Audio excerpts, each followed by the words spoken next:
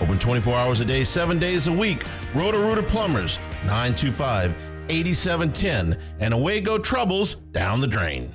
If you've been injured, it doesn't matter if you were hit by a big truck, a smart car, or anything in between. I'm Spencer Callahan. I'd like to help. Spencer Callahan is the one to see. Call 387-2323. LA 21126. Offices in Baton Rouge.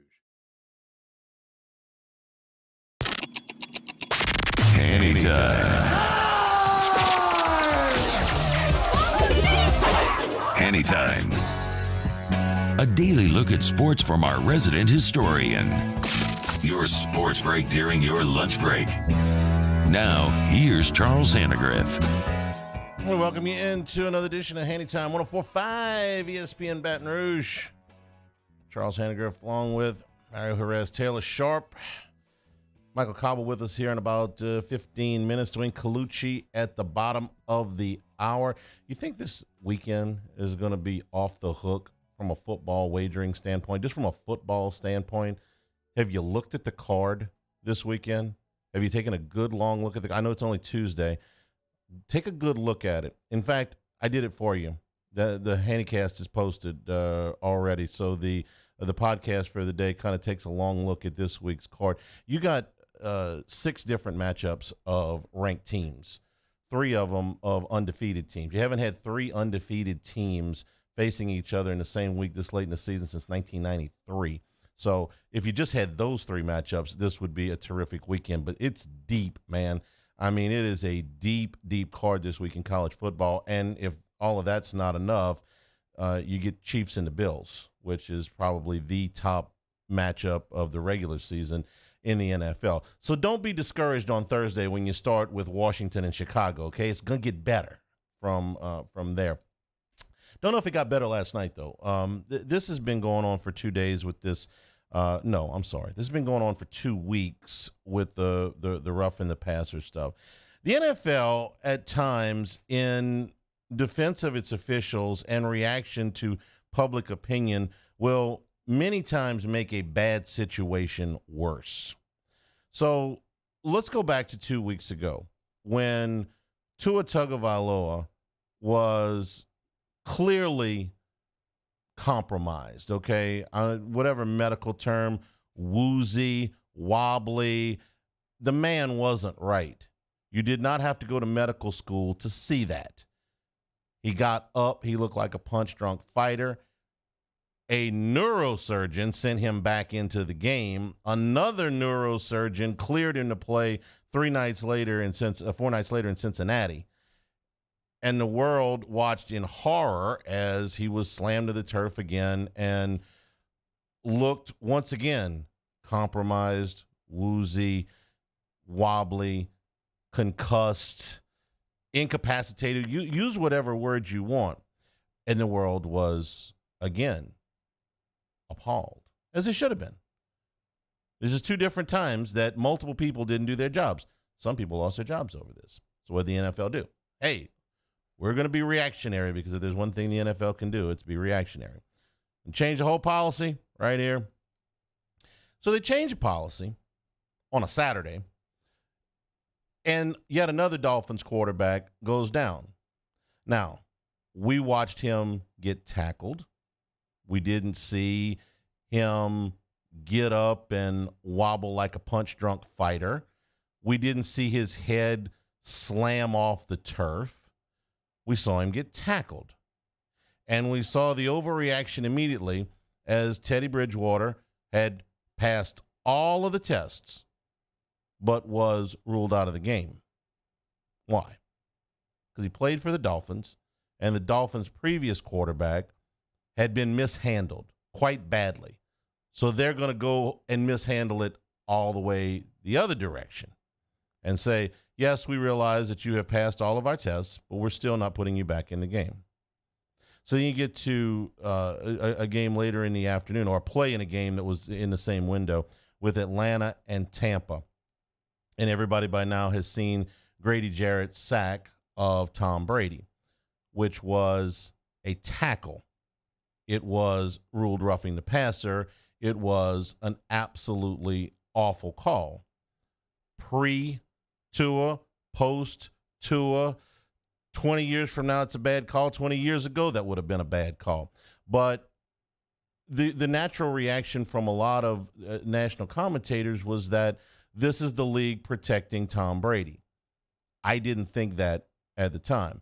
As much ample evidence as there is that the league protects Tom Brady and protects its superstars and protects its quarterbacks, and I get that.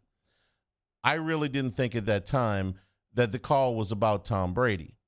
I thought the call was about Tua Tagovailoa, that the league had sent down their marching orders to the referees to say, you will protect our quarterbacks. A report this morning says that a committee member with the NFL denied that the league had sent any directive to any of its officials regarding roughing the passer, other than the new concussion protocols, which don't really involve the officials on the field so much as they involve the protocol off of the field. You can take that and go out and fertilize the lawn with it. Those referees are human. They heard all of the criticism, and they went an extra mile to protect Tom Brady because he was a quarterback after the Tua Tagovailoa thing, not necessarily because he was Tom Brady. At least that's what I thought after the game on Sunday. Then I watched the game last night and realized I might be wrong again. Because before I even get to the Derek Carr, Chris Jones play, there was a play last night in which Patrick Mahomes, who is as big of a star as there is in the NFL right now, was flung to the ground in a similar fashion to what Tom Brady was yesterday in the game against Atlanta. But there was no penalty called on that play. All right? If you're protecting Brady but you're not protecting Mahomes, then maybe it is a Tom Brady thing and not a Tua Tagovailoa thing. Then you get to the play where Jones sacks Derek Carr and is called for roughing the passer. Gentlemen, answer me this question. To be a passer, what do you have to possess? Football? Yeah. It is almost impossible, I would think, to be a passer without actually having a football to pass, which Carr no longer had when he landed on the ground because Jones had taken it away from him. What are we getting? The explanation is that the quarterback is in the pocket.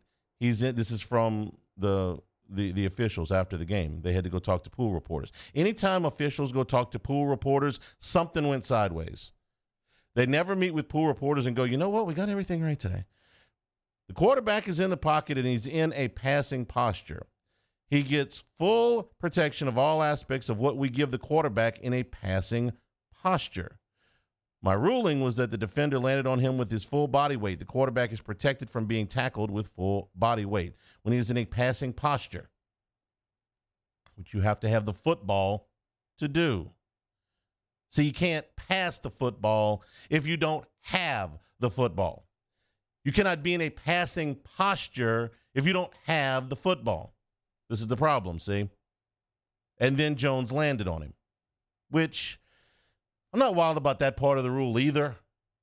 I'm not so much complaining about the officials as I'm complaining about the rules right now. You know, I don't like to complain about officials. I'm just going to complain about rules and procedures and a little bit about the officials because they're dramatically changing the game. So we get Jones was steamed after the game, all right? And I don't blame him. Chiefs ended up winning the game. It was a really good game. He's steamed after the game, and he says, listen, if you're gonna enforce the rule this way, then can we have some kind of oversight from the booth because you're changing games now. So let's have somebody upstairs look at this. This sounds like in the aftermath of this game where they make this call, which could have swung the whole game, a good idea. This is in actuality a horrible idea. I know because I saw it happen before. The worst call in the history of the National Football League. The worst. The most significant call. The call that kept a team out of the Super Bowl promoted a rule change. I know, because it happened to our team, the New Orleans Saints. So what did they do? To pacify the outrage, they changed the rule for a year. It was a disaster because you are now putting judgment calls, a lot of judgment calls, in the hands of the booth up above. And replay was never meant to be used in the manner that it's being used now, which is to do a frame-by-frame Zapruder film review of every judgment call play. The pass interference review was a disaster. And I think also that a roughing the passer review would also be a disaster. As reasonable as it seems that you could go back and fix a call of this magnitude, it would be a disaster because we saw it already. What I am in favor of, and I would really like them to look at this, and this is for everything. This is sort of a one-size-fits-all, all-encompassing deal.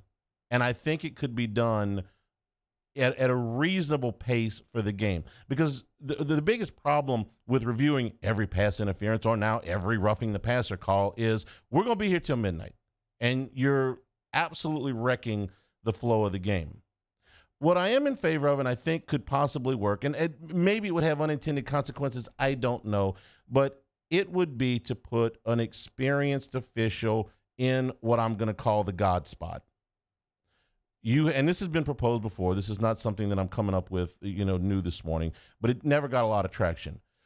Not a booth review where you got to go all the way back to New York, where you got to buzz down, where you got to give the referee his service. One guy in the God spot to overturn really, really, really stupid calls. And I think it's possible because what happens every time you get one of these calls on anything? Let's bring in Mike Pereira. Let's bring in Dean Blandino. And almost always, when you listen to these guys who have had maybe 30 seconds to take a look at this, they're watching the game along with the rest of us. How many times does Pereira come on and you guys say, man, that guy don't know what he's talking about? That guy's wrong. I've been watching Pereira since he started doing this. One of the great innovations to a pro football broadcast is to have this official in the booth, and Pereira is great at it. Blandino's really good at it. Pereira is great at it. How many times have you looked at a play, had Pereira give his opinion and just go, man, that dude's wrong? Almost never. Why? Because he's got the God spot. He's watching everything, whereas the officials are taught to work, to officiate their specific area of the field. Pereira, Blandino, these guys have got the God spot. They can see, if you didn't, that Tua can't walk right now without assistance, but that Teddy Bridgewater mostly looks fine. They can tell you that Derek Carr didn't have the ball when Jones landed on him, that maybe you should take another look at this, that Tom Brady was wrestled to the turf, flung to the turf, if you want to use that phrase. And what happened? It should have been a tackle. You guys are officiating a game that happened 2 weeks ago. One guy in the God spot to overturn really, really, really egregious calls.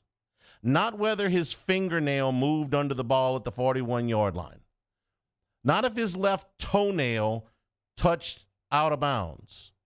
Really, really, really egregiously bad calls. Like the one we're talking about today.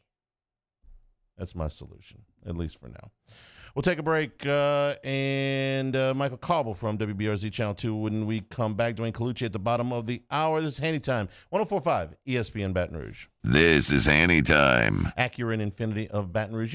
Over the last several years, they have been remodeling and reworking the Acura fleet. The Integra is back, the 2023 Integra, coming with new color combinations, new body styles. In 2022, it was the MDX. In 2021, it was a TLX and the TLX S-Type. The RDX refreshed in 2023. The newest and greatest technology and styling. Acura Infinity of Baton Rouge. Family owned and operated, and you know what? Transparency in pricing is going to send me back time and time again. That's why I buy my vehicles at Acura and Infinity of Baton Rouge, and they can help you out too. So go out and check out the 2023 model year at Acura and Infinity of Baton Rouge. In times of need, get a full list of phone numbers, websites, and other important emergency information on the Demco Stormwatch page at 1045ESPN.com. I'm Jay Ducote.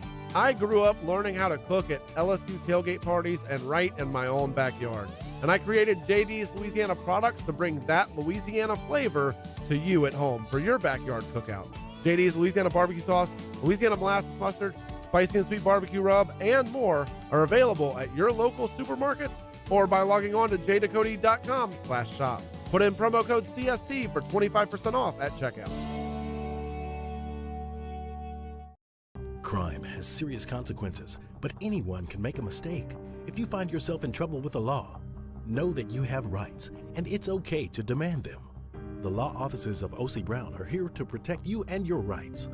Felony or misdemeanor, DUI or drug charge. No matter what crime you're accused of, you still have rights. Let the law offices of O.C. Brown uphold them. Call 225-343-1111. Your law firm for a lifetime. It's no secret. The best oysters in Baton Rouge are at Jolie Pearl Oyster Bar. Enjoy mouth-watering South Louisiana flavor and oysters from all over the country. And don't forget our nightly drink specials.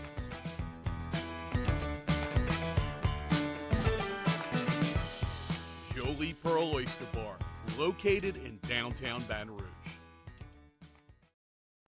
Eli's always been into grilling. It took us a while to see it, but the signs were there. What are you doing, Eli? I knew grilling was my thing. I have been talking about it throughout my career. Happy with the results? I am. Got the new grill from barbecueguys.com. It performed great. My advice, as I always told my boys, do more of what you're born to do. Barbecue Guys, for those who were born to grill. You want cheese on your burger, Pops? I'll take a little cheese.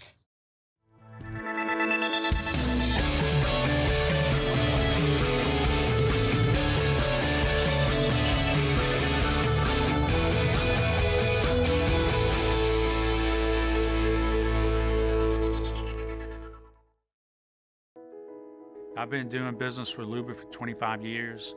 They're dependable, trustworthy. It's just the attention to detail with our clients. Our folks have years and years of experience. They're highly trained professionals, but many companies have that asset.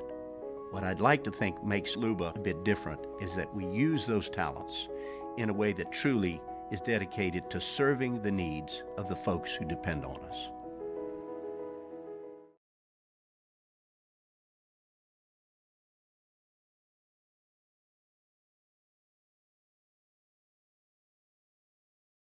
Week 7 in the prep football season, and we get started Friday night at 6 with Louisiana Prep Preview, presented by the Baton Rouge Orthopedic Clinic. Catholic Eye and Central kick off at 7, and that's immediately followed by the Lake Urgent Care Lake After Hours Louisiana Prep Scoreboard Show on YouTube, Your View, and 104.5 ESPN Baton Rouge.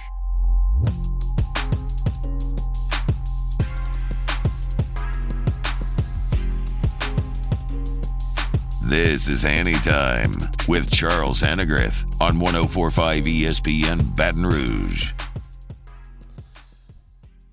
Michael Cobble from WBRZ Channel 2 with us. Mike, how you doing, man? Doing good. Sun came up, it's a new day in Baton Rouge. You've been through some bad losses here, and look, Saturday was a bad loss. We've seen these teams come back from these bad losses before. Happened last year. They went and got skull-drug at Kentucky, came back and beat Florida. So that's why I don't try to make too much of, this game affects the rest of the schedule. But where would you put the team mentally right now? Well, I think come back from this. Honestly, I think a lot of it is on us. Probably not the team as much, because they probably have a better feel for where they are and who they are, right? I think what happened was people like myself started drinking a little bit of the Kool-Aid, thinking LSU had a shot in that game against Tennessee. And so then to go out there and watch them get dragged for 4 quarters and really not have a fighting chance in any of it and hurt themselves along the way, that was demoralizing and deflating, right? And I called it a grounding loss. It was because you were starting to believe in the team, maybe see them turn a corner. And I don't know that anything's necessarily changed. I think they still are who we thought they were, right? We won't crown them. But I think that, they kind of are the team that we expected them to be at the preseason. And I think maybe we got a little ahead of our skis thinking they were something else. And my thing is, why? Now, I didn't expect them to get beat as bad as they did. I'm not going to do revisionist history here. Tennessee was favored for a reason. Did I think they were that much better than LSU? No. But before that, if you had said before the season, Florida State, Mississippi State, Auburn, and you in Tennessee, and you're going to split those 4 games. Okay. That would have been reasonable without knowing which ones you were going to win and which ones you were going to lose. Your first 4 Power 5 games, you're going to split them. That would have been reasonable.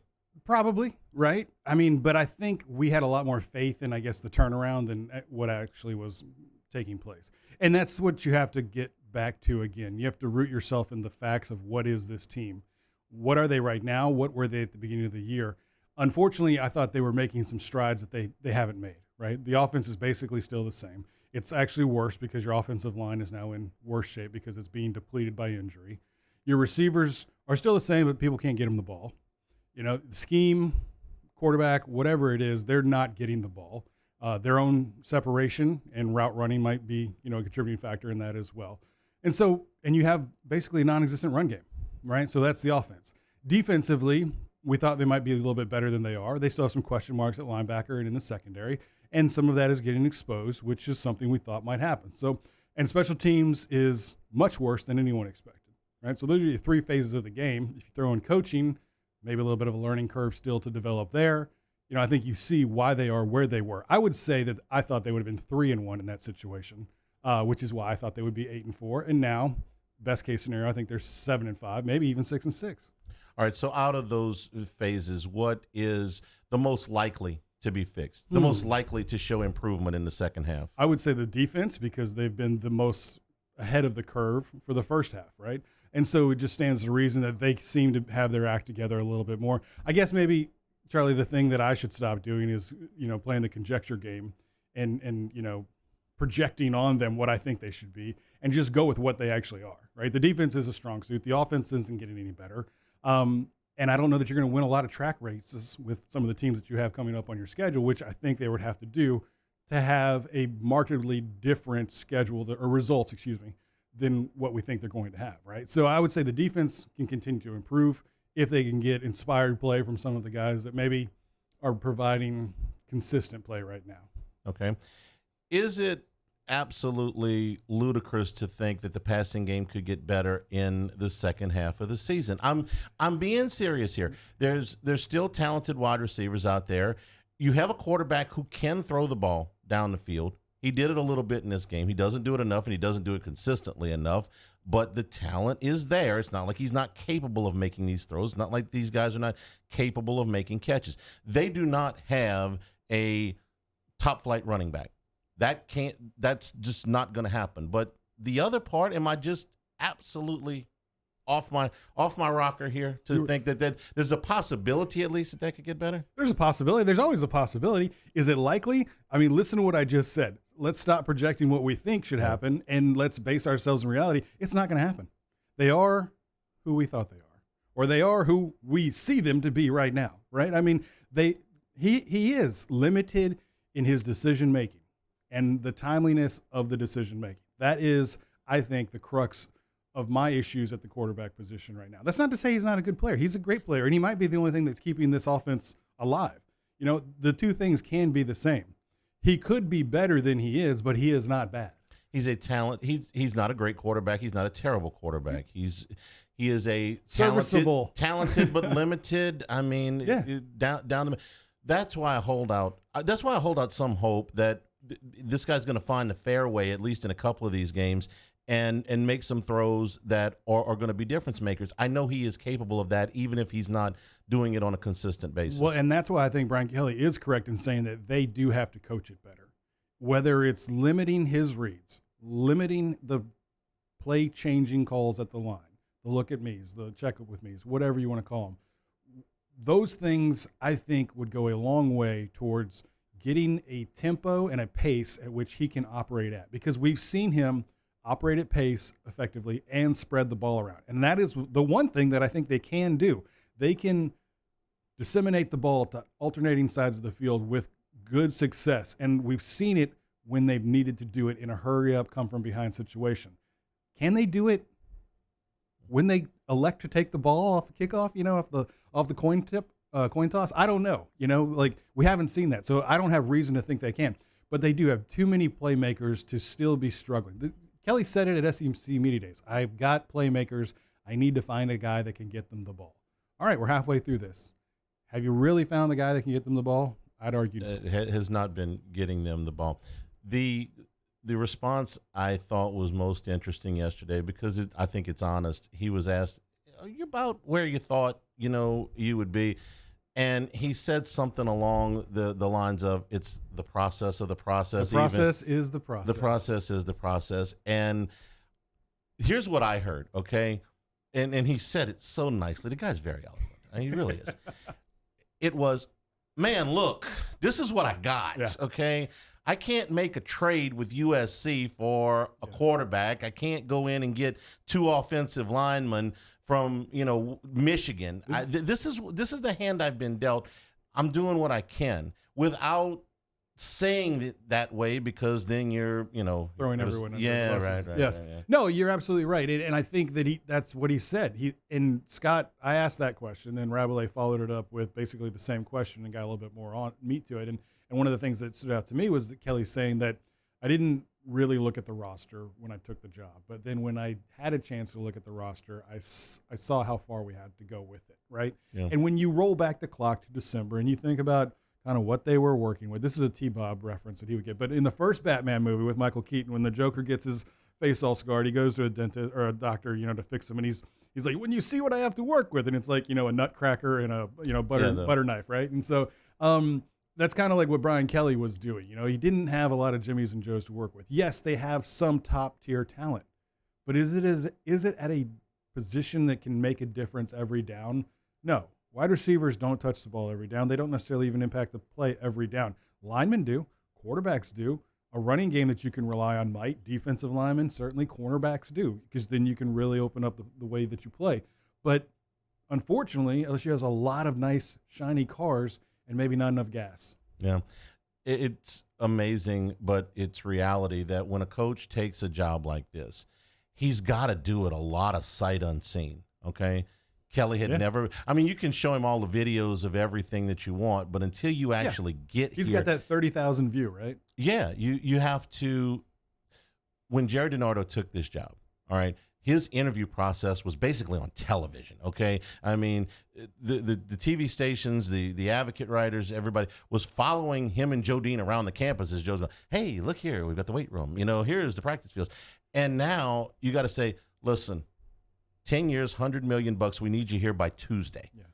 You don't have time to go into a deep dive on. No, and you're meeting in a conference room at a hotel in Dallas, right off the airport. Right. So here's the offer. Go home, talk it over with your wife. We need an answer by breakfast. Well, you don't have time to. Man, look, we're going to take this thing. We're really kind of short some linemen here. You don't have that luxury. But I also think that he's not sweating it either, right? And this is some of the things that we've talked about at the beginning of the year. Brian Kelly doesn't have to make a lot of compromising decisions this year because he is laying the foundation. And that was kind of the second part of what he was saying yesterday, is that the process is the process, and we are really on step 2 or 3 of this process. And as fans in the middle of a football season, that's not what you want to hear, but maybe long-term, looking at the play, then it's the right call, right? And I think everyone can kind of live with it. I think it's just interesting, Charlie, because really people haven't gone off the rails. Even with this, disappointing loss, I don't think people had their pitchforks and their torches, this past weekend. Were they disappointed in certain things? Harold Perkins getting a lot of press, right? Whatever it might be. But no one's really just outside of Brian Polian, no one's really going nuts about this is inoperable. This is unacceptable. I think most people are pretty level-headed about kind of where they're at in the process. So mature. Aren't we growing? It's such a mature take. Tuesday night show? Yeah, we just taped it. Matt actually lit me up on my own show, which was fun. Matt Moscona and Shay Dixon, one of the co-hosts on Sports Takeaway tonight, and he was railing against me, asking Kelly about the possibility of playing another quarterback. You let him bully you? He did. Matt is really good. The one thing Matt doesn't understand is that microphones are there so that you don't have to yell. But he still loves to yell, and he had a little Moscona rant on Sports Takeaway tonight, 6:30 on WBRZ+. Have your editors, put the volume down, the levels are down exactly. just a little bit. Thanks, Mike. Thank Always you. appreciate it. Dwayne Colucci from Vegas when we come back the here. horn! Anytime, 104.5 ESPN Baton Rouge. But they are who we thought they were. This is Hanny time. And we thank our friends at Supreme Rice. If you're going tailgating any weekend, look, you just want to make a big pot of jambalaya, red beans, maybe even some gumbo this weekend. We've got one of the outstanding college football cards ever. Do it with Supreme Rice and support our Louisiana farmers down in Southwest Louisiana since the 1930s.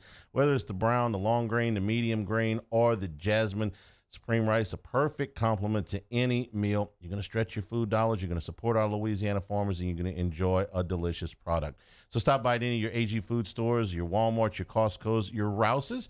Maybe you're on your way to see the Tigers play. Stop by for pregame at Rouse's and pick up Supreme Rice. For more information and some unique recipes, go to supremerice.com. Professional golfers John Peterson and J.J. Colleen answer all your golf and life questions inside the new Drop Biscuit Studios podcast for the people. Download or subscribe today at dropbiscuit.com. There it is, the extra mile, on the border of expected and extraordinary for those willing to go further, like vans customized for work or play, with safety and tech to keep you connected. Supported by a 5-star sales, service, and finance team. And backed by the 1-star you know. So go the extra mile. It's never crowded because so few have what it takes to go there. Mercedes-Benz Vans. When I was a boy, I spent my days climbing trees, catching fish. Barefoot in the river I walked, listening to crickets. Counting stars. This was home. After my stroke, I wondered if I'd make it back to the people and places I love. But I got the right doctors with Blue Cross coverage. Your card matters. Your home does too. ServiceMaster Elite create clean, disinfected work environments. As a local business, we take pride in serving the New Orleans and Baton Rouge areas. Our cleaning protocols follow CDC and OSHA standards for healthcare settings, offices, senior living, restaurants, and industrial plants. Contact ServiceMaster Elite to get your operation ready for reopening with germ disinfection cleaning. ServiceMaster Elite, the trusted choice in professional cleaning since 1996. Oh, hey, what's up? It's Big V and Bubba, 100.7 The Tiger Morning Show. We'd love for you to join us every weekday, 4 a.m. till 9 a.m. Yeah, everything you want in a show. Country music. We got laughs. We got celebrity in-studio guests. We just need you. Join us every weekday morning, 4 a.m. to 9 a.m., right where it all started. That's right. Louisiana's country station, 100.7 The Tiger. Want more customers? Running Boards Marketing can help you get their attention. Imagine your brand's message on a giant LED billboard truck that can't be skipped and is nearly impossible to ignore. Running Boards Marketing is the leader in effective and affordable advertising on digital mobile billboards, which are 2 times more effective than traditional billboards. With a 97% recall rate, you'll leave a lasting impression with your customers. Visit us online at runningboardsmarketing.com so we can drive your message to where the people are. This summer, meet Acura's heroes of performance.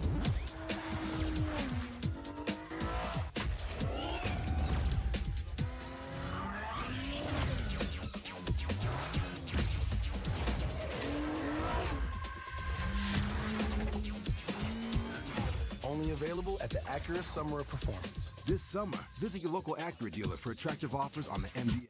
For a Tuesday edition of Hunt and Hill, Glenn West on the Tigers, Sharif Ishak talking Saints and Bengals. Hunt and Hill, 1 to 3 weekdays, 104.5 ESPN Baton Rouge.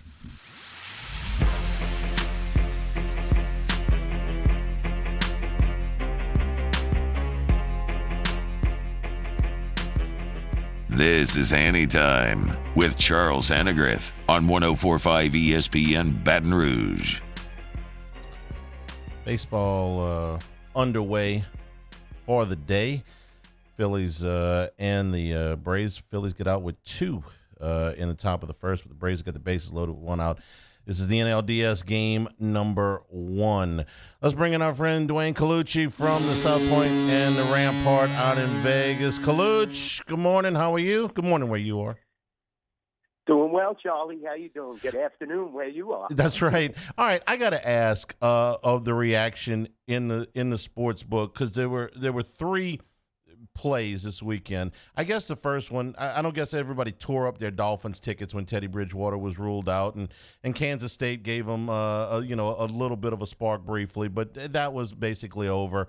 You got a 13 quarterback. Then the Tom Brady call, and then last night the strip by Chris Jones and the sack. I mean, Colucci, you watch these games with people that got serious coin on them. All right, so these calls must have provoked more than a little outrage, I'm guessing. Yeah, without a doubt, Charlie, and especially, when you're dealing with Chiefs and Raiders on Monday night. I mean, that's a marquee matchup in my neck of the woods, and it's always disappointing when referees or umpires control the outcome of a game. And, they're getting a little ticky-tacky now with this protect the quarterback rule. I understand it, especially what happened to Tua, but that was a unique instance. I mean, I would pin that more on the Dolphins' medical staff and coaching staff than making adjustments during the regular season where the referees are now calling ticky-tack, roughing the passer plays. So, yeah, definitely there was massive reaction when McDaniel went for it as well, So, it's an emotional betting. People are putting their money down, like you said. So they're going to get very emotional when you see these calls that are very questionable. And throughout the weekend, we had it, like you said, with Tom Brady. I mean, that was terrible. Bridgewater kind of got crushed, I got to say. He was in the back of his own end zone or in the middle of his own end zone. He got hit underneath his arm when throwing, head hit the turf, and you're in, it's a Miami player again. So they're going to be even more focal on this. It's just a weird NFL and college football season, and the refs are just adding to the parody. What did you think of the call to go for 2? I would say the win, but there was still 4.5 minutes to go in the game last night. The Raiders going for 2 at 30-29. Well, there's 2 sides of it. You either look at it as it was a sense of desperation that they have to win this game to compete in this division, or, it's just a gamble. And, I like the call. I think it was a gutsy call. It was really, really close. I mean, you saw the replays. Yeah. It was a matter of inches. It was a good call on that play. It just didn't pan out. And, the Chiefs are one of the best teams in the NFL, and you have to try occasionally to take it to these teams. And, it was an excellently played game. The Raiders disappeared somewhat in the third quarter, Charlie. That's when they had their trouble, and Mahomes starts to pick you apart. They had to have an answer for Kelsey, though. I mean, he was wide open on every one of those touchdowns. It's so disappointing that you can't seal a guy off, and especially he is now technically their number 1 receiver with the defection of Tyreek Hill. So, the coaching staff, I pin that on the Raiders. I think it was a gutsy call. A lot of people disagree. A lot of people agree. But, the Raiders shouldn't have been in that position to begin with because they had built such a big lead, and they squandered that lead. They had to come back. They scored very quickly. Adams was definitely, I don't believe, utilized as well as he could have been. He had a monster game. And, Darren Waller go down, which doesn't help. That takes away a weapon. So, great game, great, exciting game. The sports book was packed, and, people got their money's worth. I want to look ahead to next week because I just think that this is one of the best college football cards I've ever seen for a weekend. You've got 3 games between teams that are 5-0 or better. You've got 6 games between ranked teams. I mean, Colucci, you go down to some of the games that would in a normal year be absolutely huge, like an LSU Florida or a Clemson Florida State or a Miami Virginia Tech. These games aren't even at the top of the USC and Utah before the season would have been, one of the marquee games. And these are all like second tier games, and they're all great games. I mean, this weekend, and when you add in Bills and Chiefs, which is going to be, I think, the biggest regular season game. You guys better rest up here the next couple of days because you got a weekend coming. Yeah, it's definitely going to be busy and rustling and bustling at the Rampart Casino. I'll be honest with you. We've been getting excellent ticket count and great foot traffic, as well as people using our mobile application at the Rampart South Point. So, when you have such great football matchups, even, like you said, even though a second-tier game is considered, Florida and LSU, we're going to have great handle. Michigan, Penn State. Michigan's a top 14. We know Alabama and Tennessee. Just some great games. This is an awesome college slate.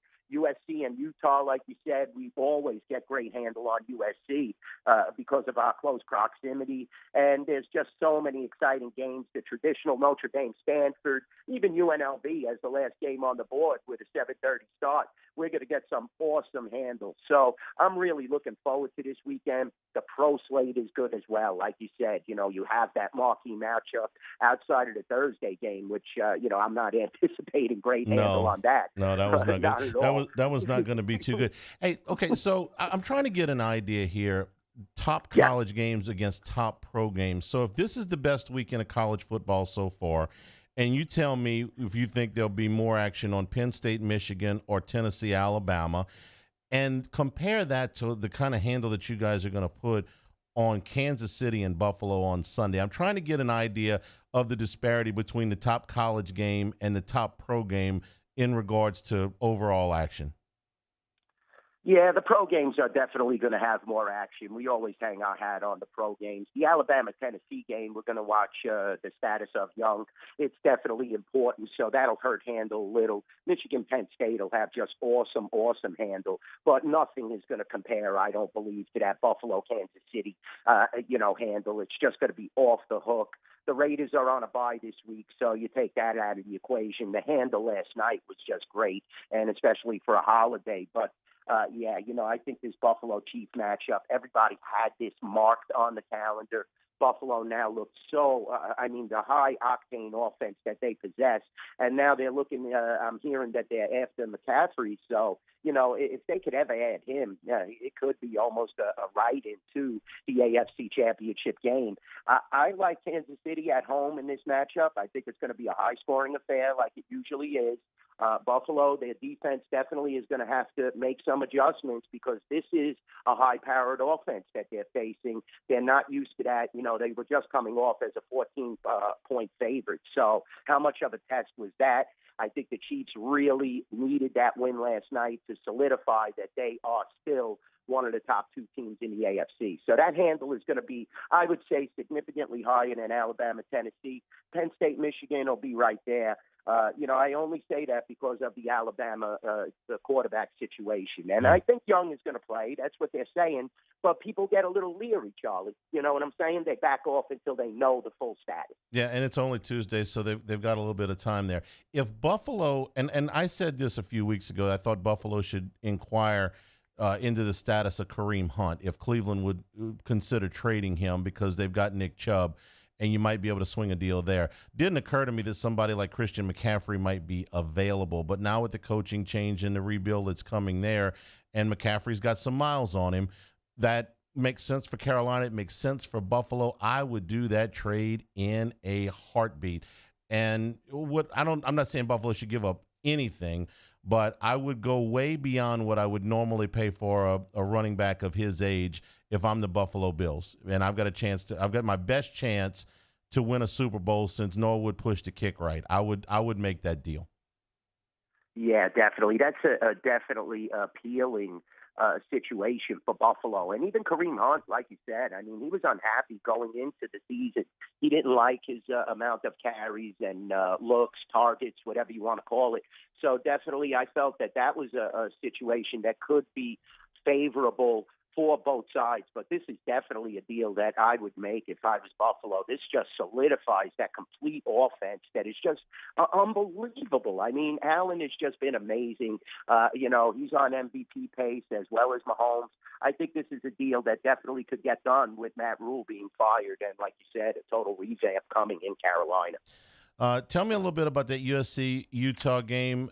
Trojans are basically a home field underdog in this one, about 3.5 or so in Utah. Utah, last week, I was surprised. I have underestimated UCLA and Texas and Oklahoma too, but I'd prefer you not talk about that game too much. But that game at the Rose Bowl, Kaluch, was really, really controlled by UCLA, and Utah's had the better of it by far in that series. So it's a whole new pecking order in the Pac-12 here. What do you think of USC and Utah?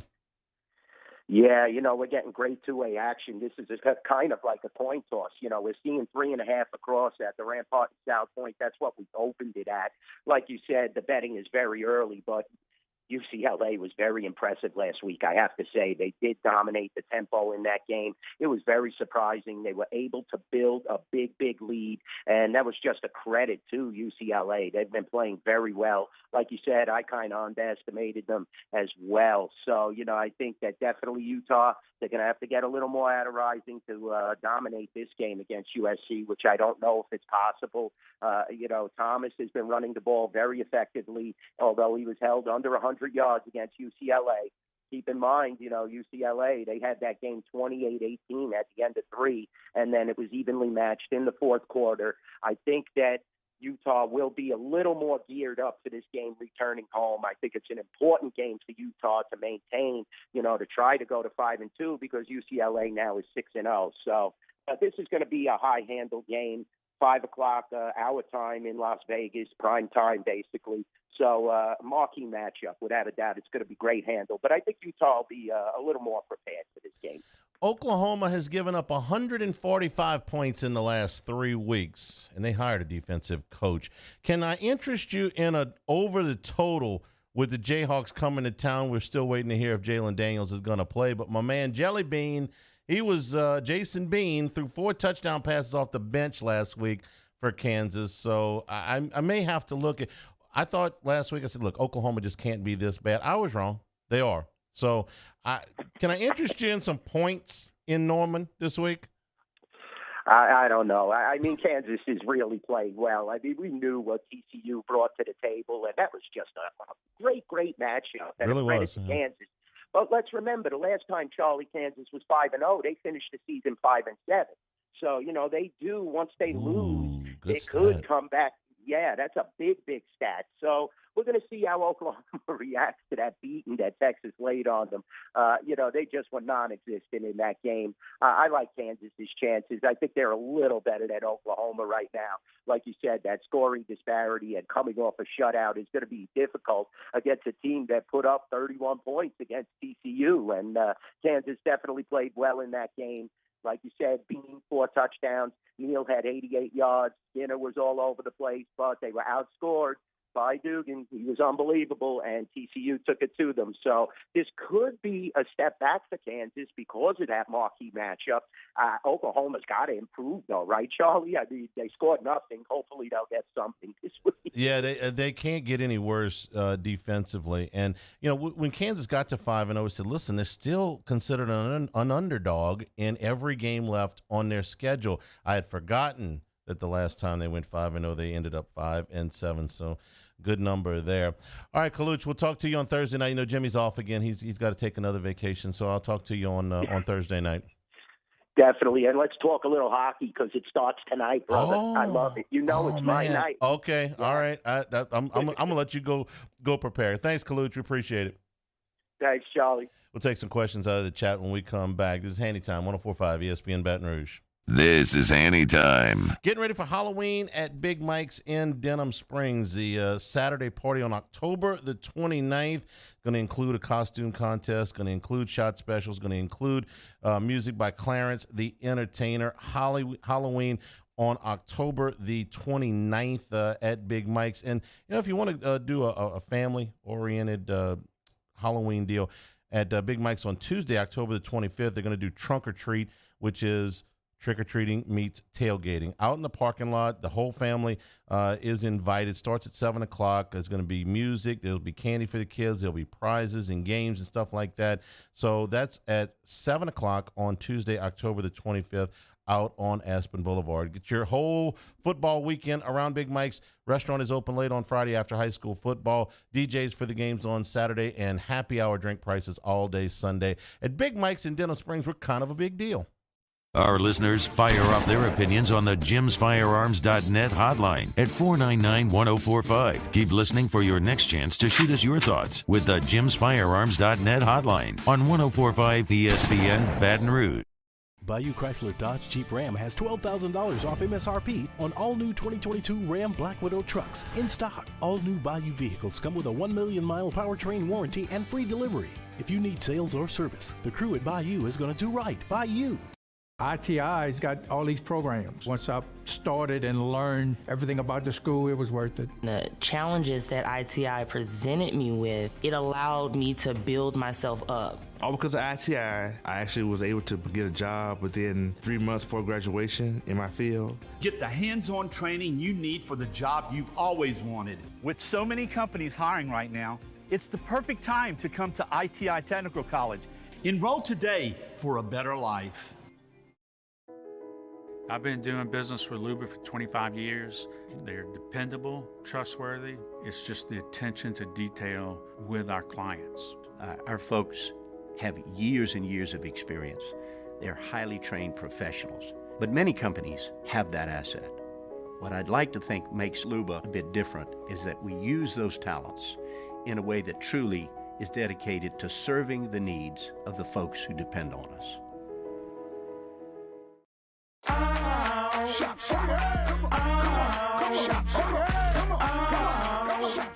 Order curbside pickup online or with Rouse's Market Shopping app and let Rouse's personal shopper shop for you. Curbside pickup is free and you pay the same price for groceries as in-store. Use code SAINTS20 and save $20 on orders of $100 or more. That's curbside convenience. Shopper style. Oh, yeah! At All-Star Toyota, you get it all.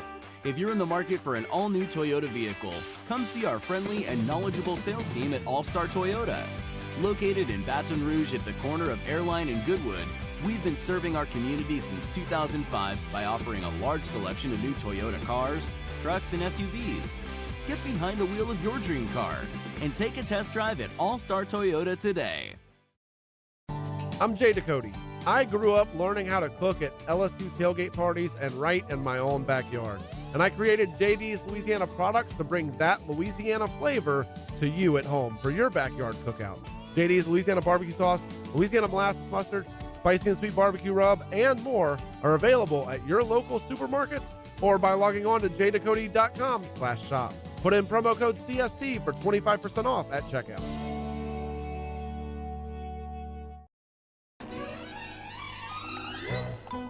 Le posso offrire un caffè? Andiamo insieme da me, non c'è. Call Mr. Electric today for electrical repairs, upgrades, and installations. Matt Moscona inviting you to join us for Tuesday's AFR, presented by Insurance Network of Louisiana. Peter Burns of the SEC Network. Sean Salisbury joins us for his weekly spot, and we'll start to look ahead to LSU and Florida. Join us, 3 to 6, 104.5 ESPN Baton Rouge.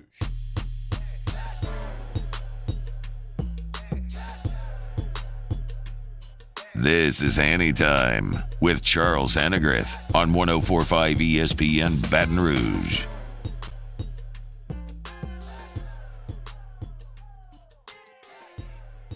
And we return here, wrapping things up on Hanny Time. Braves got one back in the bottom of the first inning. Phillies 2, Braves 1 at the end of 2. The first game of the divisional round throughout the baseball today. The favorites are waiting with their aces. Verlander for the Stros, Cole for the Yankees, and Urias for the Dodgers. The 4 games today. It was Fried for the Braves as well, but the Phillies got to him for a couple in the first. Going into chat for a couple questions. Somebody asked, Brad asked me, where would I rank the third Saturday in October for best rivalries in college football? I know where he's going with this, which is me railing against the Tennessee-Alabama series. And for years, I was right. And I'm still right as far as the rotation. But this is a fantastic football game, okay? Just because they don't play every year doesn't mean they don't ever play. That's one of the things I think that they miss with they're not going to be permanent opponents every year. Doesn't mean they're never going to play again. Doesn't mean Auburn and Georgia are never going to play again. Doesn't mean Alabama and Tennessee are never going to play again. 3 games in the SEC have to be played every year. What are they, boys? 3 games in the SEC. Iron Bowl. For sure. Magnolia, the Egg Mississippi. Bowl, yeah. And Florida, Georgia. There you Those go. 3 games have to be played. Content Everything else we can rotate. We've been through all of this before. But I get where his joke was. Still, this weekend is just fantastic for college football. So I'm happy. I'm happy about all of that. Ask Hanny, will Eli Ricks start for LSU next season? Okay, I saw the post. I had the whole show planned, and I didn't want I didn't want to go there. I saw the post about. I'll be honest with you. Mario showed it to me about 3 minutes to air, and I went, you know what? This has got Hunt Palmer written all over. I'm going to save this. I'm going to leave this for Hunt. I'm going to leave Hunt to deal with Eli Ricks' Instagram post. I know he can't wait. I didn't want to take it from him. Say, this is Hunt's all topic all day and all night. So with that, for Mario Jerez, Taylor Sharp, I'm Charles Hanniger saying thank you and good afternoon. Stay tuned for Hunt and Hill and an Eli Ricks update, I'm sure. That is coming up next. This has been Hanny Time, 104.5 ESPN Baton Rouge. This is Hanny Time. Supreme Rice at SupremeRice.com. You know, down in Southwest Louisiana since the 1930s, all of our Supreme Rice has been grown, milled, and processed in Southwest Louisiana. So when you're buying Supreme Rice, when you're enjoying Supreme Rice, when you're stretching your food dollar, when you're enjoying a delicious product, you're also going to be supporting our Louisiana farmers. So next time you're at an AG food store, a Costco, a Rouse's, a Walmart, including the Walmart neighborhood markets, pick up Supreme Rice. Whether it's in the long grain, the medium grain, the brown, or the jasmine, Supreme Rice is going to be the perfect complement for your red beans, your white beans, your stews, your etouffees, and not long from now for your gumbo. So make it Supreme Rice. Next time you're in the area shopping for Supreme Rice, make it Supreme Rice. For more information, great recipes, go to SupremeRice.com.